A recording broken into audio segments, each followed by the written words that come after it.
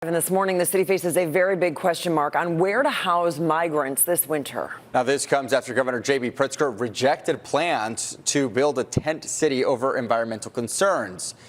Jen DeSalvo here in studio with us this morning with those details. And this has been a back and forth saga. It seems like there's a conclusion now, at least, Jen. Yeah, because Governor Pritzker halted construction Monday and Tuesday while the IEPA reviewed results. But it was by noon yesterday that he announced he was pulling the plug on the entire project. The site would have housed thousands of migrants. But first, the city hired a firm to conduct a $50,000 environmental test on that site. An 800-page report with those findings revealed the soil was contaminated with toxic metals that exceeded environmental standards.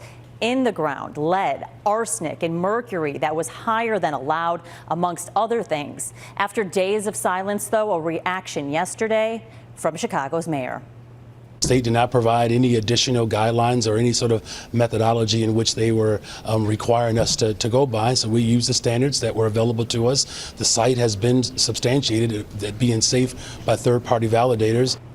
Governor Pritzker's announcement said the IEPA found that both testing and remediation efforts were insufficient. In that statement, he added that the remediations, quote, do not satisfy IEPA standards, and at a minimum, an expanded engineered barrier between contaminated soil and human exposure would need to be installed to address exposure concerns.